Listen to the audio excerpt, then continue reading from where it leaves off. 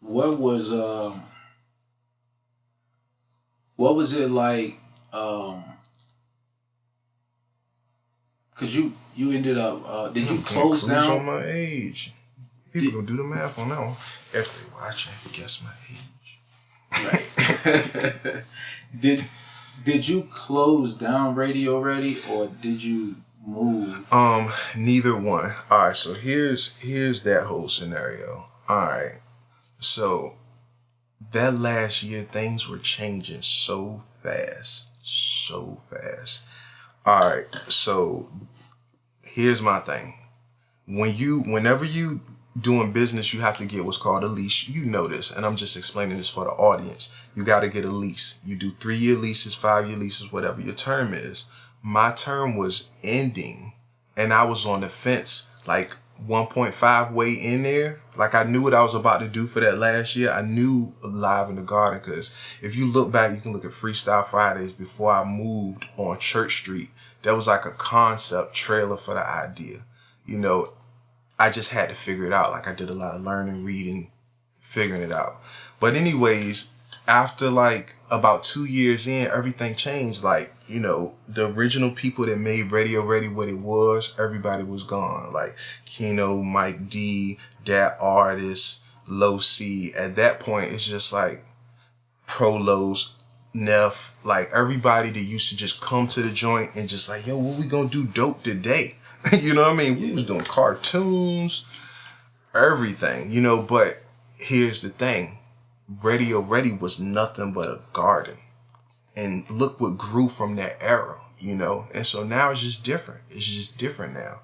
And so I had to decide, I got an opportunity to like get into like the concert realm at the end. Like I did a Live in the Garden with Wu-Tang at the Norfolk Scope. That was an opportunity of a lifetime. Great guys with the Good Show Group, man. So much respect to them. I learned so much from Antonio and Roy, two brilliant guys, man. Daria at the city of Norfolk.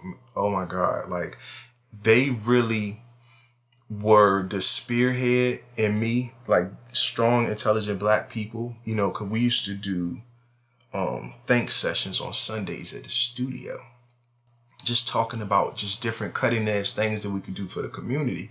And they really challenged my mind to where once I feel like, okay, all right, well, this joint did exactly what I thought it was gonna do. Going back to Live in the Garden, like I knew my strategy and I knew how I was gonna do it because I had did it with other projects before, and so I know what I'm doing at this point. So it's like, all right, I'm gonna roll it out and I'm gonna hit it. Wham! I did not know that it was gonna hit like that. Yeah, I ain't know it was gonna hit like that. But you did like 3 seasons? 3? Dog, I did one official season, and then the second one was like, okay, so honestly, I'm thinking like, all right, we got about 20, 30, 40 people, maybe 70 people. We had over 100, it's like 150, 160 something artists on that platform, but over 700 people filled out the form to participate.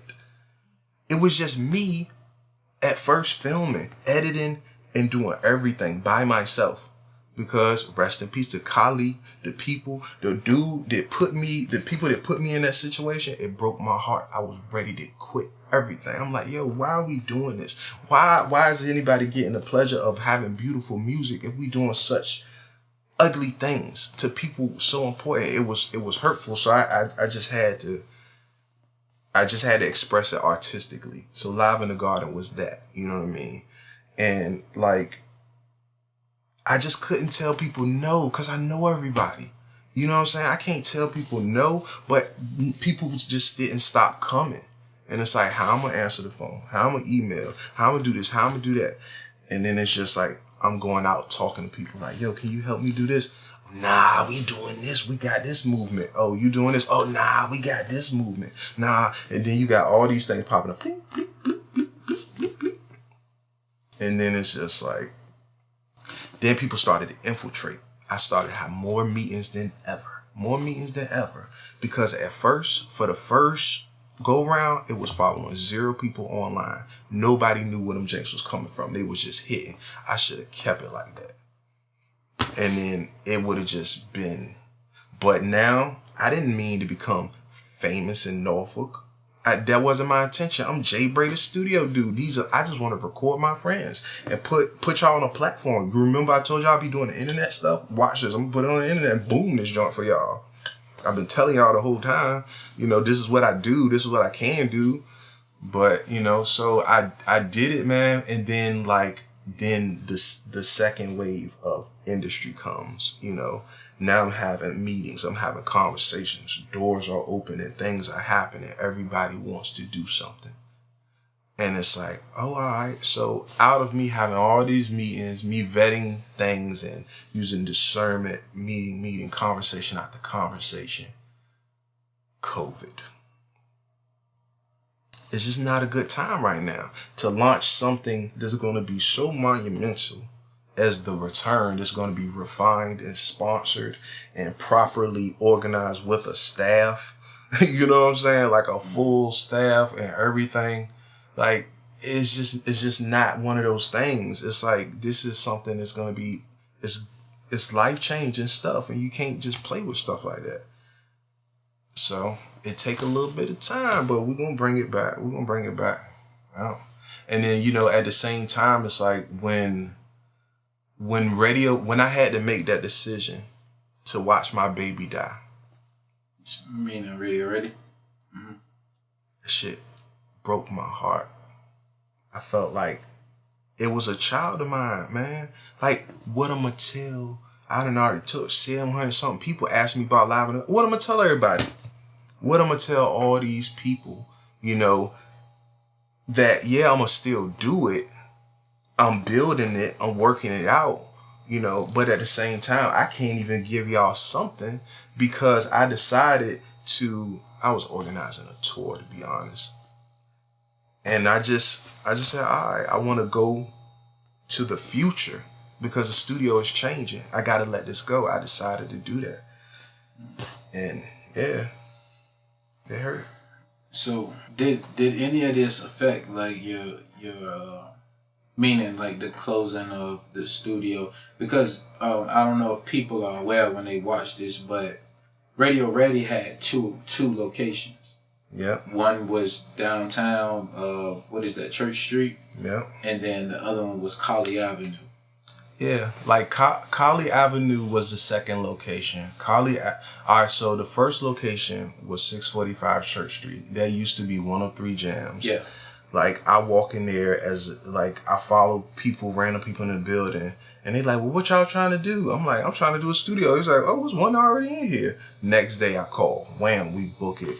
That's a lock. The building falling apart. Y'all know, y'all been in that joint before. The hallway is looking crazy. Like somebody had just broken into my car. Yeah. I go up there and I'm only asking for motion sensor lights. I say, can y'all please just put motion sensor lights on the building because somebody broke into my car. I just want to be safe. It's like 5 a.m. I leave the studio sometimes. It's like 3 parks around here, like. They was like, well, we've been pricing, we've been looking at it. Come on now, I'm paying y'all all this rent every month. How you looking at a $40 light, if like people's lives is in danger? So my lease was running out at that building, but at the same time, I had murals on the wall. What I'm supposed to do about that? I try to have a conversation with that artist. Like, bro, I got to leave this joint. How can I tell him? And he put his blood, sweat, and tears on the wall. How am I tell him that? Our relationship ain't been the same. But that's my brother, though. He know that. But it's like, what do you want me to do? I'm like, yo, I'll peel it off. We could try to peel it off. But we just, at the time, it's just, So that was difficult. That was a mini death, man. That was a mini death.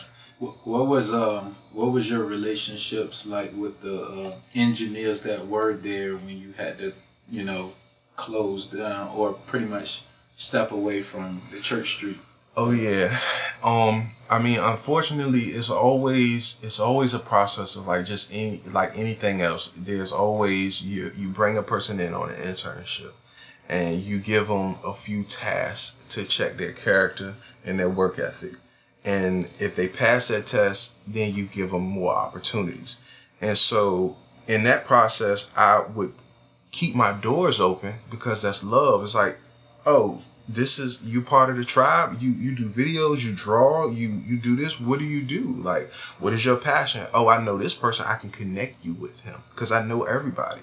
And it's just this is a hub. We do creative stuff, and that's just what it was. Yeah, and like the engineers, we used to do classes. Like the radio ready process was so thorough. I had classes on certain days, and it talked about engineering.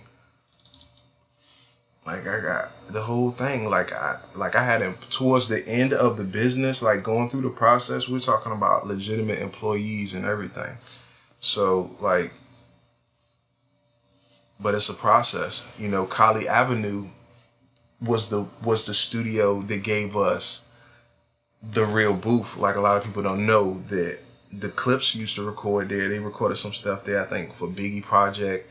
And it was just, I got it from some Jewish guys. They were looking to pass it on. It was the same exact price as my rent. I had to say yes. Mine falling apart at the same month that I'm ready to transition. They're opening their doors. I had to make that decision. Me and my bro fake beefing. It's 'cause that's my brother though. Like I love him, so we'll never ever. But that's what we was going through at the time, and it hurt him. You know what I mean? And that's one of those stories, man. That's one of those stories that's like, well, how could I have played that any other way? I don't know. Probably a lot better, but that's just that. That's life.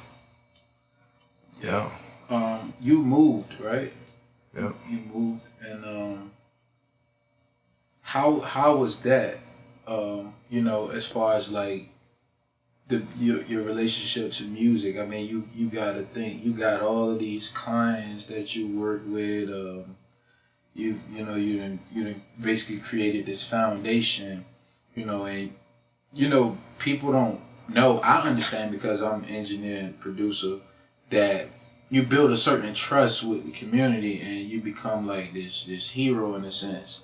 And it's like people kind of look at it like you're gonna always be there, especially when you do memorable things for people. And it's like, oh, that's Jay Bray, I just get with him next week, and then they can't get with you next week. They can't get with you the week after. They can't get with you the month after. Tell me about, the mental process of like when you had to just walk away from the music. Like what was that like? Alright, so honestly at the time I didn't really decide to close the studio. It was a situation to where the company sponsoring like the next version of Live in the Garden, they wanted to purchase the building. It was for sale, but it couldn't happen fast enough. And so I just walked away because I'm like, that's between y'all at this point. It was stressing me out. I just wanted to focus on what I felt like was relevant at the time. So I stepped away from that. And honestly, without making any public announcement. No public announcement or anything. Like, I would communicate through email. People reached out. They could always hit me on email. But as far as like my phone, I took that off. I did turn my email off initially. Like once I was gone, I took some time. I really took the COVID, I really utilized that to my advantage. Like that time that we had to be inside, I stayed inside. I spent a lot of time to myself playing back the last 15 years of my life, looking at it like a sports tape, saying, okay, this is what worked. These are things that have benefited people. These are some things that people weren't interested in. These are some things that people want but don't need. Like, because it's like, come on, man. Like at the end of the day, we're talking about you're creating something for people. So you're always gonna have critics. No matter what, when I do the next one, I'm gonna do things wrong. I'm gonna maybe oh dang Jay, you should have did it right at some in the water or whatever people say. It's always gonna be that, you know. And for me, it's just like I ain't come up with the idea in the first place. God threw that at me. You know what I'm saying? So when he throw me the next thing, that's when I'm gonna move. But other than that, it ain't on me. You know, and like I said, I'm here today. We started filming for the first day, and you already know the count. We've been keeping in touch. So what's this we filming? So we are bringing Live in the Garden back, man, and you know, it's just like I'm so I guess old school with the music industry, so I won't pretty much just say too much, but it's pretty much gonna be similar but not the same. It's just like life. It's gonna be the evolution of where it left off at, what it needed, and you know, then we'll just critique it and do it again. And you know, but this time I really wanted to I spent a lot of time looking at the calendar and said, instead of me doing a project, what is something that I can do annually for the community so that everybody knows what's going on? Because yeah, okay, I made this thing, but it ain't mine, it's y'all's. Live in the Garden is for the people, you know what I'm saying? So at the end of the day, yeah, websites need to be built that have comment, voting, and all that type of sections. Like that stuff is being worked on, but it takes time. You know, apps have to be built. It's a lot, man. It's not just hitting the go live button. Like it's not at that point right now. It's beyond that. So it just takes time. Where are you as far as creating music, beats, sound? Where are you? Because I hear you talking about being a servant and, you know, for the people and curating and, you know, assembling. Where are you in your creative state as far as like beat making? Yeah, I definitely have a space that I carve out to create. I am gonna start presenting some stuff. You know, like I said, beats for me. If I feel it, I work with the artist. You know, it's like that's just me. So yeah, I got tracks. I'm probably just gonna donate, put them on my website, maybe download them for $7.57, and the money will go to this foundation I'm trying to put together real quick for the city. And yeah. What's two things. What's something that the J Bray now would say to the J Bray back then, and what's one just one thing, or it could be a something, and then what's something that J Bray would say to people who had access to you and then suddenly lost access to you. Right, alright. So the J Bray of now would say to the J Bray in the past, maintain laser-like focus, you know. Because one thing I've noticed in this lifetime, you're gonna hurt some feelings. And it's not on purpose, you know. And I'm sure my absence hurt a lot of feelings. But everybody know I love them. You know what I'm saying? Everybody know that when they see me it's love. That's it. But other than that, like, keep focused on the vision. When you go to sleep, you're the only person that see that dream. You can't explain it to nobody else. I can't tell you what I see up here, because you ain't gonna see it like I see it. I'm gonna just have to go do it. So for me, it's just like, I don't tell people too much about what I'm about to do next. I just do it, and then we'll talk about it. Yeah. Well said. But DeAndre, no. You know what I'm saying? Well said, because we definitely didn't tell nobody about this conversation. Facts. So, you know, I'll just say until next time, you know, because like you said, life is just, you know, forever evolving, and, you know, by the time we sit down again, a lot more would have been done, and I want to look forward to that, and I hope you want to look forward to that. Man, no too. question. Listen, like we exist in the same tribe. We from the same tribe. We are the tribe of creatives. Like we on this lifelong journey together. We in this thing together. You know what I'm saying? Like, listen, like I just want to see all my people do dope stuff. Like, I just get excited. That's just me though, because I guess. I'm going to tell you what it is. You don't have time to be, if you looked at your jealousy as like, yo, you wasting so much of your energy right now being jealous on the next person. Like you could be writing something, take that energy that you feel because it's real. Jealousy happens. It's like you got two reflections in life. You got a positive reflection and a negative reflection. The positive reflection is, okay, I see this makes me feel good. But okay, for example, me and my producer phase, when I was Jay Bray, the producer that did this, did that, well, whatever. If I walk into a producer that's less established, they instantly gonna have that knot in their stomach because they're thinking like, oh, he done all the things that I want to do. So it makes them feel bad. It's not personal though. It is not personal. It's a gut check for ourselves. So if we take that energy and not project it onto the next person, we say, let me turn up today. He motivated me in a good way. Let me go get to my bag. That's just what it is. You know? Absolutely. But I think communication is, the key. Like you said. I'm introverted too. That's why I only talk to you. Well, hey, I ain't everybody's friend, but I'm everybody's friend. Yeah, it's cool though, man. Like it's like honestly, man. Like we're adults, man. Like I feel like we use the friend term loosely. We use the bro term loosely. We use the love term loosely. All right, so for me, this is what. Oh, bro, can you do this for me, bro? Can you do this for me? Business, registration, organization. We doing it on paperwork? Is we talking about money involved, or is this a favor? If I'm doing a favor, this is like, what is the barter? What is the barter? What is the trade-off? How are we gonna make this make sense?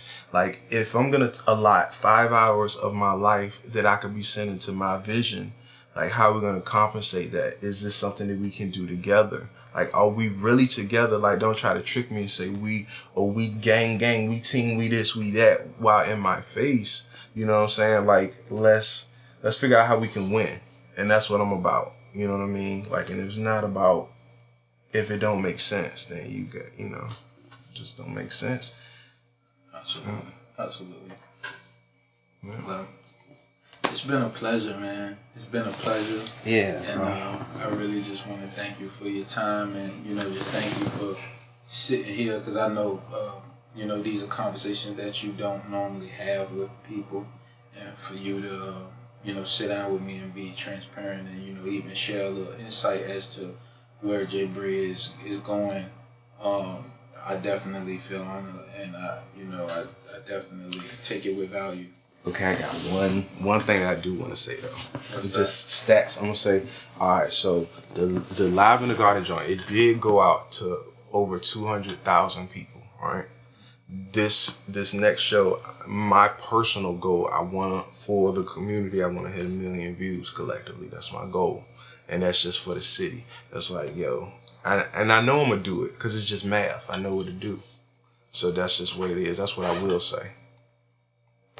Yeah, and stats don't lie. Like, let's set up an interview once that happens. No question. So we can talk about what's next. Yep. Until next time. Indeed, bro. Newsflash, blacks still killing blacks, nigga. Newsflash, cops still killing blacks, nigga. Newsflash, the dollar down like these niggas on the news, man. Niggas quick to say what's up with nothing new, man. What's up? Shit, same old. What's good with you? Not much. Newsflash.